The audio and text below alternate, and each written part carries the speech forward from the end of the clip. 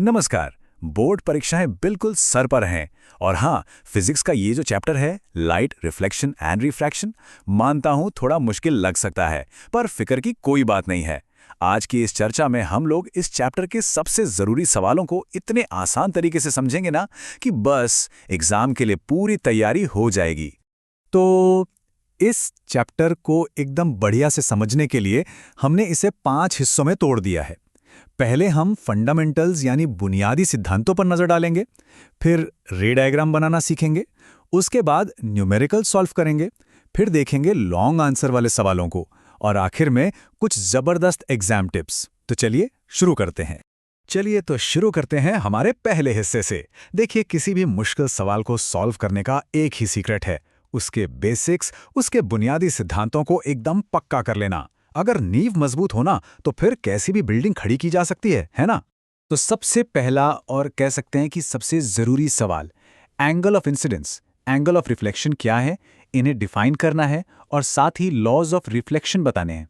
समझिए, ये इस पूरे चैप्टर की नींव का पहला पत्थर है। अच्छा, तो रिफ्लेक्शन के बस 2 सिंपल से नियम हैं और इन्हें तो भूलना ही नहीं है।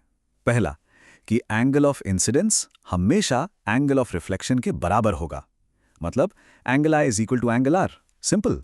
और दूसरा कि जो इंसिडेंट रे है, नॉर्मल है और रिफ्लेक्टेड रे है, ये तीनों एक ही प्लेन में लाई करेंगे। बस इतनी सी बात है। मिरर से जुड़ा कोई भी सवाल हो, ये 2 नियम तो लगेंगे ही लगेंगे। ठीक है, रिफ्लेक्शन तो हो गया। अब चलते हैं रिफ्रैक्शन की तरफ। तो अगला जो मेन कॉन्सेप्ट है वो है लॉज ऑफ रिफ्रैक्शन, और इसमें स्नेल्स लॉ भी शामिल है। सारी कहानी यहीं से तो शुरू होती है जब लाइट एक मीडियम से दूसरे में जाती है, और रिफ्रैक्शन का जो पूरा मैथ्स है ना, वो टिका है स्नेल्स लॉ पर। ये लॉ कहता है कि sine of angle of incidence और sine of angle of refraction का जो रेशियो है वो हमेशा कांस्टेंट रहता है। मतलब n2/n1 is equal to sine I upon sine R. यहाँ n1 और n2 दोनों मीडियम के रिफ्रैक्टिव इंडेक्स हैं। यकीन मानिए, रिफ्रैक्शन वाले न्यूमेरिकल्स को सॉल्व करने के लिए ये फॉर्मूला सबसे ज्यादा जरूरी है। हाँ, एक चीज जिसमें अक्सर कंफ्यूजन होता है वो है रिफ्रैक्टिव इंडेक्स। चलिए इसे एकदम क्लियर कर लेते हैं।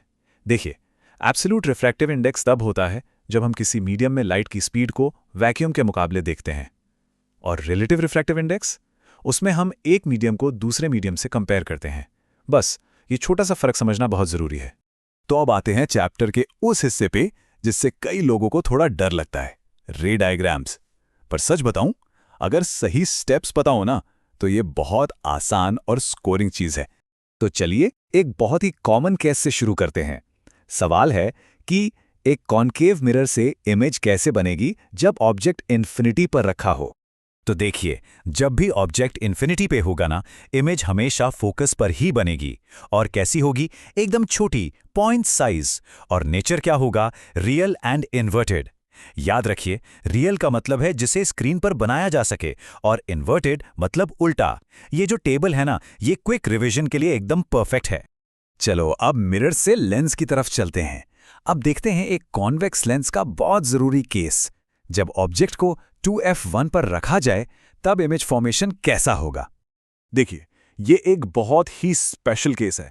जब ऑब्जेक्ट 2f1 पर है तो इमेज दूसरी तरफ ठीक 2f2 पर ही बनेगी। और सबसे खास बात क्या है कि इसका साइज ऑब्जेक्ट के साइज के बिल्कुल बराबर होगा। और हां, ये भी रियल एंड इन्वर्टेड ही होगी। तो ये सेम साइज वाला पॉइंट याद रखने वाला है। ठीक है जी, अब बारी है फॉर्मूलों को एक्शन में लाने की। न्यूमेरिकल्स, ये वो सेक्शन है जहां पूरे नंबर लाए जा सकते हैं, बस सही तरीके से स्टेप्स फॉलो करने की जरूरत है। तो एक टिपिकल न्यूमेरिकल कुछ ऐसा होता है जहां मिरर फॉर्मूला और मैग्निफिकेशन का इस्तेमाल करना होता है। आपको ऑब्जेक्ट डिस्टेंस, मिरर का टाइप और फोकल लेंथ जैसी चीजें दी जाएंगी और निकालना होगा इमेज की पोजीशन, नेचर और साइज। तो किसी भी मिरर या लेंस के न्यूमेरिकल को सॉल्व करने के लिए ना, बस ये 5 स्टेप्स फॉलो करने हैं। सबसे पहले जो भी वैल्यूज दी हैं उन्हें लिख लो। दूसरा और सबसे जरूरी स्टेप, साइन कन्वेंशन को सही से लगाना। मतलब कब प्लस लेना है, कब माइनस, ये गलत तो सब गलत। फिर फॉर्मूला लिखो, वैल्यूज डालो, कैलकुलेट करो और आखिर में यूनिट्स के साथ अपना जवाब लिख दो, बस। और हाँ, याद रहे, मिरर फॉर्मूला है 1/f = 1/v + 1/u। इसे लेंस फॉर्मूले से कंफ्यूज मत करना, क्योंकि उसमें प्लस की जगह माइनस होता है। ये छोटी सी गलती सारे नंबर कटवा सकती है, ध्यान रखना। चलो अब आते हैं लॉन्ग आंसर टाइप सवालों पर। ये वो सवाल हैं जो चेक करते हैं कि आपकी कॉन्सेप्ट्स पर पकड़ कितनी गहरी है। यहाँ रट्टा मारने से काम नहीं चलेगा, या समझना पड़ेगा। एक बहुत ही कॉमन और प्रैक्टिकल सवाल कि हमारी रोजमर्रा की जिंदगी में कॉनकेव और कॉन्वेक्स मिरर्स के क्या इस्तेमाल हैं। इससे पता चलता है कि फिजिक्स सिर्फ किताबों में नहीं, हमारे आसपास है। देखिए, दोनों में एक बड़ा फर्क है। कॉनकेव मिरर्स क्या करते हैं, वो लाइट को एक जगह इकट्ठा करते हैं, कन्वर्स करते हैं। इसलिए तो वो गाड़ियों की हेडलाइट्स में या डेंटिस्ट के पास होते हैं। और कॉन्वेक्स मिरर्स वो ठीक उल्टा करते हैं, लाइट को फैलाते हैं जिससे ज़्यादा बड़ा एरिया दिखे। यही वजह है कि उन्हें गाड़ियों में रियर व्यू मिरर की तरह इस्तेमाल किया जाता है। अब एक केस स्टडी वाला सवाल देखते हैं। मान लीजिए कॉन्वेक्स लेंस को आधे काले कागज से ढक दिया गया, तो क्या वो पूरी इमेज बनाएगा? और इमेज की इंटेंसिटी पर क्या असर पड़ेगा? ये सवाल थोड़ा सोचने पर मजबूर करता है। तो इसका जवाब ये है कि हाँ, इमेज तो पूरी ही बनेगी। ऐसा इसलिए क्योंकि लेंस का हर छोटा सा हिस्सा भी एक पूरी इमेज बनाता है। लेकिन क्योंकि आधा लेंस ढका हुआ है, तो उससे गुजरने वाली लाइट भी आधी हो जाएगी। तो नतीजा, इमेज की चमक मतलब उसकी इंटेंसिटी कम हो जाएगी। और अब आखिर में कुछ बहुत ज़रूरी टिप्स जो एग्जाम में मार्क्स को मैक्सिमाइज करने में मदद करेंगी। ये छोटी छोटी बातें हैं, पर फर्क बहुत बड़ा डालती हैं।